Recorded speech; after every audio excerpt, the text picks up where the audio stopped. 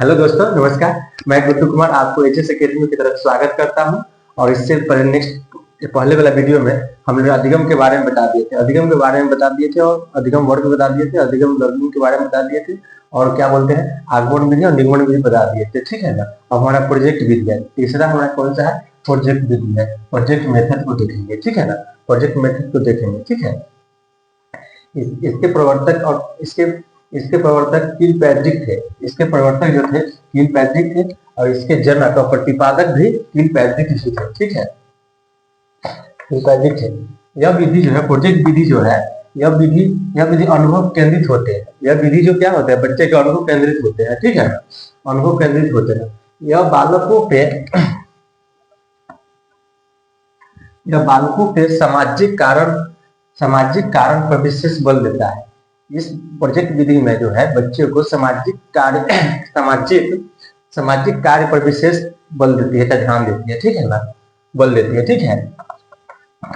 और नेक्स्ट कह रहा है, इस विधि में बालक स्वतंत्र रूप से कार्य करते हैं। इस विधि में जो बालक होते हैं वो स्वतंत्र रूप से कार्य करते हैं एवं अपनी समस्या का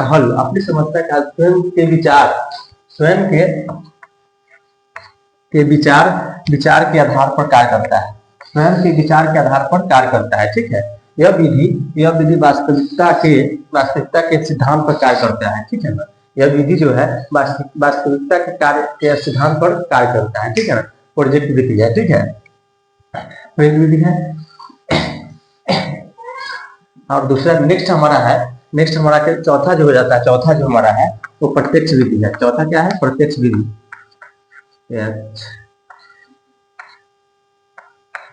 प्रत्यक्ष विधि है। ठीक है, तो प्रत्येक प्रोजेक्ट विधि हो जाता, प्रत्यक्ष विधि देखेंगे। ठीक है ना। प्रत्यक्ष विधि डायरेक्ट मेथड, इसमें से इस प्रोजेक्ट विधि के देख लिए थे, हम क्या देखेंगे? प्रत्यक्ष विधि मतलब डायरेक्ट मेथड। इस विधि में बालक को बिना व्याकरण के नियम को ज्ञान कराए या भाषा सिखाई जाती है। ठीक है ना। इस विधि में जो है, इस विधि में व्याकरण के नियम को बिना बताए और भाषा को ज्ञान कराया जाता है, चाहे सिखाया जाता है। ठीक है ना, सिखाई जाती है। ठीक है, सिखाई जाती है।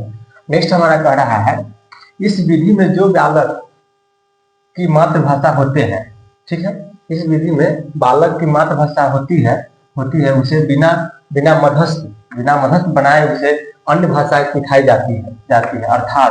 अर्थात मातृभाषा की सहायता नहीं लेकर, बल्कि विद्यार्थियों को सीधे मौखिक एवं लिखित द्वारा नई भाषा सिखाई जाती है। ठीक है, सिखाई जाती है। और इसमें क्षेत्रीय भाषा में प्रयोग नहीं किया जाता है। ठीक है ना, ऐसे क्षेत्रीय भाषा में भी प्रयोग नहीं किया जाता है। ठीक है, कह रहा है इस विधि में जो बालक की मातृभाषा होती है उसे बिना मध्यस्थ बनाए उसे अन्य भाषा का भी सिखाई जाती है। मातृभाषा के बिना मध्यस्थ बनाए हुए भी अन्य भाषा भी हम लोग सिखा सकते हैं बच्चे को। ठीक है ना, सिखा सकते हैं। ठीक है, आगे देखेंगे। अर्थात मातृभाषा की सहायता नहीं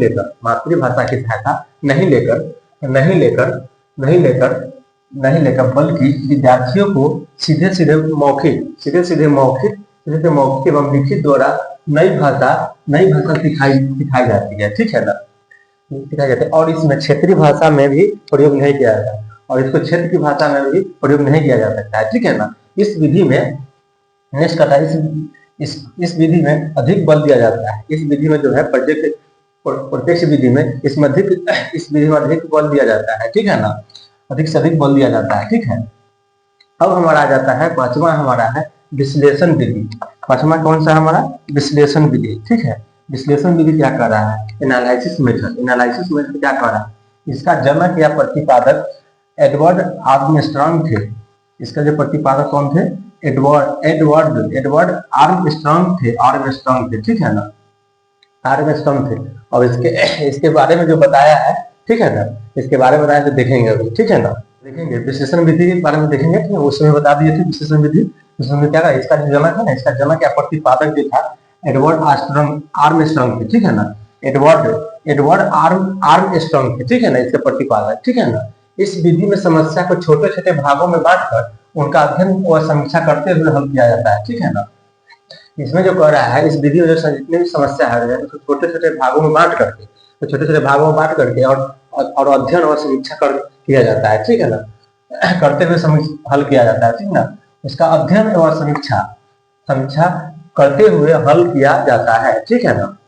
अब हम लोग देखेंगे अगला है हमारा नेक्स्ट टॉपिक है, नेक्स्ट मेरा है 6 नंबर में, 5 हो गया, छठवां क्या कहता है, संश्लेषण विधि। संश्लेषण विधि, ठीक है। संश्लेषण विधि में कहता है इसे संश्लेषण या इस विधि को क्या कहते हैं, इसे विश्लेषण या संश्लेषण विधि के एक दूसरे के परख होती है, ठीक है ना। यह विधि जो होती है संश्लेषण और विश्लेषण और संश्लेषण विधि के एक दूसरे के परख होती है, ठीक है ना। विश्लेषण कर लेने के पश्चात संश्लेषण कार्य होता है, ठीक है ना। विश्लेषण कर लेने के पश्चात संश्लेषण कार्य होता है, ठीक है। इस विधि में किसी समस्या को छोटे छोटे भागों में समस्या को छोटे छोटे भागों में जोड़कर हल किया जाता है। क्या किया जाता है, संश्लेषण विधि में कहता है इस विधि में समस्या को छोटे छोटे भागों में बांटकर हल किया जाता है, ठीक है ना। चाहे जोड़कर हल किया जाता है, छोटे छोटे भागों में जोड़कर हल किया जाता है, ठीक है ना। इस विधि का प्रयोग प्राय ज्यामितीय में होता है, ठीक है ना। इस विधि का प्रयोग प्राय ज्यामिति में किया जाता है, ठीक है ना। ज्यामिति में किया जाता है, ठीक है ना। ज्यामिति में किया जाता है, ठीक है। अब हम लोग छठा हो गया, अब सातवां देखेंगे, ठीक है ना। हाँ देखेंगे, इससे पहले हम लोग संश्लेषण विधि देख लिए थे, ठीक है ना। संश्लेषण विधि देख लिए थे। अब हमारा नेक्स्ट सातवां है अनुकरण विधि। अनुकरण विधि जो है सिमुलेशन मेथड, सिमुलेशन में सब क्या कह रहा है, इस विधि में बालक अनुकरण करके सीखता है। इस विधि में जो है जो बालक जो है अनुकरण करके सीखता है, इस विधि को अनुकरण विधि कभी कहते हैं। इस विधि को हम क्या कहते हैं, अनुकरण विधि कहते हैं। इस विधि में जो है बच्चे जो है बालक जो है अनुकरण करके सीखता है, इसे हम अनुकरण विधि भी कहते हैं, ठीक है। नेक्स्ट हमारा आठवां हमारा आ जाता है, आठवां क्या कहता है, व्याख्यान विधि, लेक्चर मेथड, ठीक है ना। लेक्चर मेथड क्या कहता है, व्याख्यान विधि किसी तथ्य या विषय की व्याख्या की जाती है, ठीक है ना। व्याख्यान विधि में बोल रहा है, व्याख्यान विधि किसी तथ्य या विषय की व्याख्या की जाती है, ठीक है। व्याख्यान विधि में शिक्षण के सबसे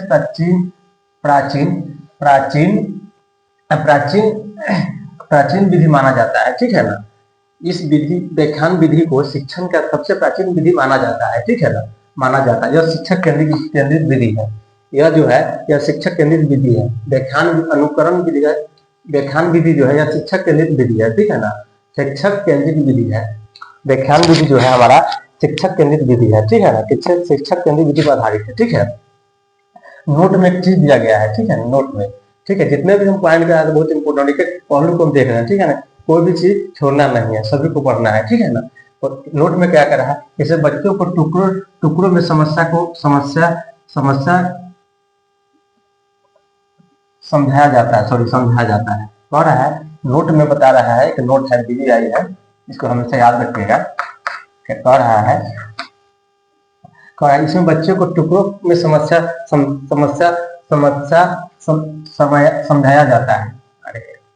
ठीक है। इसमें बच्चों को टुकड़ों में समझाया जाता है, ठीक है ना। इसमें बच्चों को टुकड़ों में समझाया जाता है। जैसे कोई नंबर ले लीजिए, चाहे वो पिन कोड हो गया, कोई नंबर अगर पिन कोड है, ठीक है ना, पिन कोड हो गया, बच्चे को हम लोग दो करके सिखा देते हैं। जैसे 84 31 पिन कोड याद हो जाता है, टुकड़ों में समझाया जाता है। जैसे कोई मोबाइल नंबर हो गया, ठीक है ना, जो दो करके सिखाया जाता है। कोई नंबर मान लीजिए, कोई भी नंबर है, 91 करके, 99 करके है, 88 करके है, 50 है, ऐसे करके हम लोग टुकड़े में समझाया जाता है, सिखाया जाता है और याद हो जाता है, ठीक है। जैसे मोबाइल नंबर हो गया, पिन कोड हो गया, चाहे किसी का गाड़ी नंबर हो गया, ये सब याद हो जाता है, ठीक है, नोट में। वो व्याख्यान विधि में आता है, ठीक है ना। अब हमारा अगला जो देखेंगे, अगला जो पॉइंट है, अगला जो हमारा है अधिगम क्षमता देखेंगे, ठीक है ना।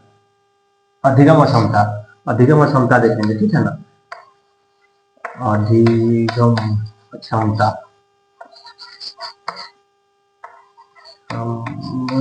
अधिगम क्षमता के बारे में देखेंगे, ठीक है ना। अधिगम क्षमता के बारे में बता दिए थे, अनुकरण के बारे में दिखाने की ओर हो गया था, ठीक है ना। और अधिगम क्षमता के बारे में, इसको भी बहुत इंपॉर्टेंट है, समझे, इसको तो इंपॉर्टेंट है, इसको VVI करके लिखिएगा, ठीक है ना, VVI। इसका 4-5 को पूछता है, 2 को भी पूछ देता है, लेकिन आपको 10-15 को याद रखना है, ठीक है ना, 10 को याद रखना है कम से कम, 7-6-7 को हो गया तो 4-5 को लिखा देंगे, याद रखना है, ठीक है ना। इसमें क्या होता है, लर्निंग डिजिबिलिटी में क्या होता है, लर्निंग डिजिबिलिटी में क्या होता है, लर्निंग अधिगम क्षमता होती है, ठीक है। अधिगम क्षमता में क्या होता है, सीखने की क्षमता या योग्यता में कमी को अधिगम क्षमता कहते हैं, ठीक है। सीखने की क्षमता या योग्यता में कमी को अधिगम क्षमता कहते हैं, ठीक है, कहते हैं। यह जो है ना एक चर अवस्था है, ये क्या है, एक चर अवस्था है, ठीक है ना, वर्बल स्टेज है, ठीक है, वर्बल स्टेज। पहला हमारा क्या कर रहा है, डिस्लेक्सिया का मतलब क्या होता है, पढ़ने से संबंधित कठिनाई होती है। डिस्लेक्सिया का मतलब होता है पढ़ने से संबंधित कठिनाई होती है, ठीक है ना। डिस्ग्राफिया का मतलब क्या होता है, लिखने से संबंधित कठिनाई होती है, उसको डिस्ग्राफिया कहते हैं, ठीक है ना। लिखने से संबंधित जो कठिनाई होती है उसको डिस्ग्राफिया कहते हैं, ठीक है ना। डिसकैलकुलिया क्या होता है, गणितीय गणना से संबंधित विकार उत्पन्न होता होगा, उसको हम डिसकैलकुलिया कहते हैं, ठीक है ना। डिसकैलकुलिया जो होती है गणितीय तर्क करना या गणितीय से संबंधित कोई विकार उत्पन्न होता है, उसे हम डिसकैलकुलिया कहते हैं, ठीक है ना। चौथा है डिस्मोरोफिया क्या होती है, भ्रम वाली स्थिति पैदा करता है, ठीक है ना, उसी को हम डिस्मोरोफिया कहते हैं, भ्रम वाली स्थिति, ठीक है ना। नेक्स्ट हमारा है डिस्फेसिया जिसमें विकार उत्पन्न होता है, उसको क्या होता है, बोलने से संबंधित विकार उत्पन्न होता है, बोलने से, तो क्या बोलते हैं, डिस्फेसिया से क्या होता है, बोलने से संबंधित विकार उत्पन्न होता है, ठीक है ना। नेक्स्ट हमारा है डिस्फेक्सिया जो होती है, डिस्फेक्सिया क्या है, शारीरिक कौशल से संबंधित विकार होता है, शरीर से उत्पन्न होने वाला जो विकार होता है उसे हम डिस्फेक्सिया कहते हैं, ठीक है ना। हमारा सातवां क्या है, डिस्थेमिया मतलब क्या है, तनाव से संबंधित होता है। डिस्थेमिया जो होती है वह तनाव से संबंधित होती है, ठीक है ना। डिस्थेमिया जो होती है हमारे तनाव से संबंधित होता है, ठीक है ना। अधिगम क्षमता जो होता है वो देख लिए, ठीक है ना। कुछ और टॉपिक है 3-4 और हम लिखवा देते हैं, इसको नोट कर लीजिएगा में, ठीक है ना। इसको याद कर ही लीजिएगा 10-15 को, इसमें से 2-3 हमेशा पूछता है, हर एग्जाम पूछता है, कोई भी एग्जाम सीटेट का हो उसमें हर बार पूछता है। देखेंगे लर्निंग अधिगम, ठीक है ना, लर्निंग अधिगम नहीं आता है, लर्निंग अधिगम क्षमता के बारे में देखेंगे, ठीक है। अधिगम क्षमता के बारे में 7 को बता दिए थे। 8वां देखें, डिस्प्रेक्सिया जो होता है, लेखन पठन वाचन गणना संबंधित विकार होता है, ठीक है ना, इसमें होता है। इसको अच्छे से लिख लीजिए, अवतार तो याद भी कर लीजिएगा, 10-12 को 13 हुआ तो याद, इसमें से 2-3 पूछ ही देगा, पूछ देगा, ठीक है ना। अब नेक्स्ट हमारा है डिस्मोरोफिया में क्या होता है, अपने आप से दूसरे से सुंदर लंबा और ताकतवर समझना, ठीक है ना। इसमें क्या होता है, डिस्मोरोफिया में क्या होता है, डिस्मोरोफिया में जो होता है अपने आप से सुंदर लंबा या ताकतवर समझना, तो डिस्मोरोफिया होता है, ठीक है ना। 10वां है अफेजिया में क्या होता है, भाषा संप्रेषण संबंधित विकार होता है, ठीक है ना। इसमें इसमें क्या होता है, भाषा संप्रेषण संबंधित विकार होता है, ठीक है ना, ठीक है। नेक्स्ट हमारा हो जाता है डिस्फेजिया क्या होता है, जब अफेजिया शारीरिक विकार के कारण होता है, ठीक है ना। डिस्फेजिया जो होता है जब अफेजिया शारीरिक विकार के कारण होता है, ठीक है। नेक्स्ट हमारा है 12 नंबर में है बुलिमिया जो होता है, बुलिमिया किससे कारण होता है, ठीक है, भोजन ग्रहण प्रवृत्ति से संबंधित कारण होता है, ठीक है। भोजन ग्रहण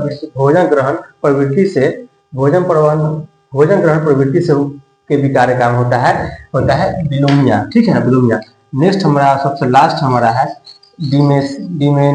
डिमेनेशिया होता है, किसके कारण होता है, तर्क न कर पाना, शक्ति कमजोर होना, ठीक है ना, तर्क न कर पाना और स्मरण शक्ति कमजोर होना, उसी को हम डिमेंशिया कहते हैं, डिमेंशिया कहते हैं, ठीक है ना। हो गया। इसके बाद हम लोग देखेंगे ADHD, ठीक है ना, ADHD के बारे में देखेंगे, ठीक है ना, AD और HD के बारे में, ठीक है। ये हो गया अधिकार क्षमता, आपको समझ गया, ठीक है ना। अब हम अगला हम आपका ADHD, इसमें क्या होता है बच्चे, अधिगम क्षमता के बारे में हो गया था, 12-13 को लिखा दिए थे, ठीक है ना। अब हमारा आ गया है ADHD, ठीक है ना, ADHD के बारे में देखेंगे, ठीक है ना। Attention directed hyper active disorder, ठीक है ना। इसमें क्या कर रहा है, इस ADHD में, ADHD में, इसमें जो है ना बच्चा एक चीज पर ध्यान केंद्रित नहीं कर पाता, ठीक है ना। इसमें जो बच्चा होता है एक चीज पर ध्यान केंद्रित नहीं कर पाता, ठीक है ना, नहीं कर पाता और बहुत हाइपर एक्टिव होता है, ठीक है ना। इसमें जो बच्चा होता है बहुत हाइपर एक्टिव होता है, इसमें ADHD में होता है। इसमें बच्चा कोई चीज पर ध्यान केंद्रित नहीं कर पाता है, ठीक है ना, कोई चीज पर ध्यान केंद्रित नहीं कर पाता है और बहुत हाइपर एक्टिव होता है, ठीक है ना, हाइपर एक्टिव होता है, ठीक है। एक टॉपिक है जिसमें समझे स्वाधीनता, ये बहुत VVI क्वेश्चन है, ठीक है ना, एकदम VVI क्वेश्चन है, ठीक है ना। स्वाधीनता या आत्मकेंद्रितता, ठीक है ना, ये दोनों पूछता है बार बार, कभी आत्मकेंद्रितता पूछेगा, स्वाधीनता, दोनों एक ही है, ठीक है ना, इसमें घबराना नहीं है। स्वाधीनता हो चाहे आत्मकेंद्रितता हो, दोनों का डिफिनेशन नहीं होगा, ठीक है ना। VVI है, ठीक है ना, ये भी VVI है, सब VVI है, ठीक है ना, VVI, ठीक है। स्वाधीनता या आत्मकेंद्रितता क्या कहता है, दोहराव और बार बार किए जाने वाले व्यवहार बिहेवियर कहलाता है, ठीक है ना। स्वाधीनता या आत्मकेंद्रितता कहलाता है, ठीक है ना। इस दोहराव और बार बार किए जाने वाला व्यवहार स्वाधीनता या आत्मकेंद्रितता कहलाता है, ठीक है। यह दिव्यांगता, यह जो है दिव्यांगता सामाजिक संचार में चुनौतियां का कारण बनती है, ठीक है ना, चुनौतियों का कारण बनता है, ठीक है ना। इसमें क्या होता है, इसमें क्या होता है, दिव्यांगता जो है ना सामाजिक संचार में चुनौतियों का कारण बनता है, ठीक है, कारण बनता है। एक हमारा है RPWD, ठीक है ना, ये भी बहुत इंपॉर्टेंट है, RPWD, ये भी VVI है, ठीक है ना। इसको पूरा याद ही कर लीजिएगा, एकदम इसको अच्छे से याद कर लेना है और अच्छे से पढ़ना है, ठीक है ना, एक टॉपिक को, ठीक है। RPWD जो है एक्ट कब आया था, 1995 में आया था, 1995 से 2016 लाया गया है, ठीक है ना। तो कुछ संशोधन किया गया, वो हम देखेंगे, ठीक है ना, देखेंगे। RPWD एक्ट जो है 2016 जो है, RPWD 2016 RPWD एक्ट 2016 जो है वो क्या है, RPWD एक्ट 1995 के स्थान पर RPWD एक्ट 2016 लाया गया, ठीक है ना। 1995 के स्थान पर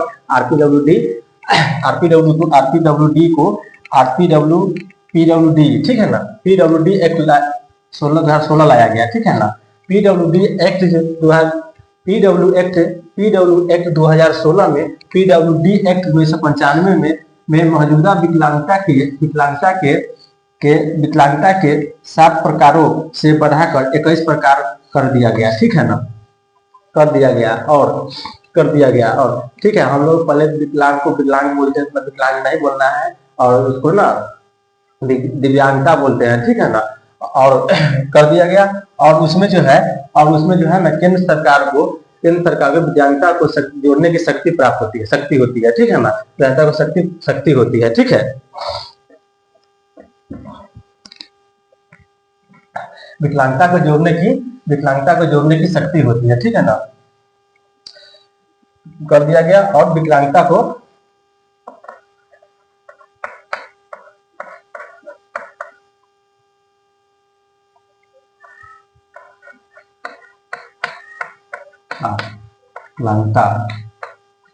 विकलांगता को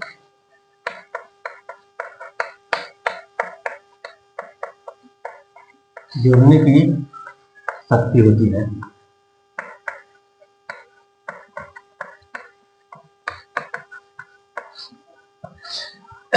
7 प्रकार से बढ़ाकर 21 प्रकार कर दिया गया। और जो है ना केंद्र सरकार को विकलांगता को जोड़ने की शक्ति होती है, ठीक है ना, शक्ति होती है। अब हम आगे देखेंगे, ठीक है ना, इसमें देखेंगे आरपीडब्ल्यूडी हो गया था और पीडब्ल्यूडी भी बता दिए। आरपीडब्ल्यूडी 16/1995 के आरपीडब्ल्यूडी 16 एक्ट लाया गया था, ठीक है ना। अब हम लोग देखेंगे इससे कुछ इसके द्वारा कुछ सुझाई गई युक्तियां है, ठीक है ना, कुछ युक्तियां दी गई है, कुछ बताया गया है, ठीक है ना। ये देखेंगे इसमें क्या करना होता है, जीवन से सभी क्षेत्रों में समानता और गैर भेदभाव को दूर करना है, ठीक है ना। इसमें बच्चे को जो है जीवन से सभी क्षेत्रों में अक्षमता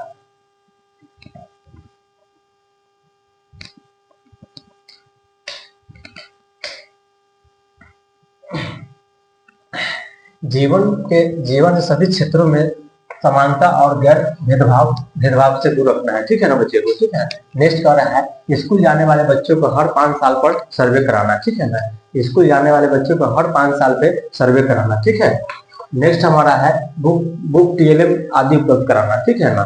उसमें प्रक्रिया बता रहा है जो बुक टीएलएम में होता है, बच्चे को बुक टीएलएम हो गया, जैसे कुछ भी बुक हो गया, टीएलएम बोर्ड वगैरह हो गया, कॉपी पेंसिल का हो गया, ठीक है ना, उसको आदि उपलब्ध कराना, ठीक है ना। आदि में सभी आ जाता है। अब एक आता है गामक या गतिमान अक्षमता, ठीक है ना, ये भी बहुत इंपॉर्टेंट है, ये भी आई है, ठीक है ना। इसको हमेशा याद रख कर लीजिएगा और पूछता ही हर हाल में, ठीक है ना। गामक या गतिमान अक्षमता, ठीक है।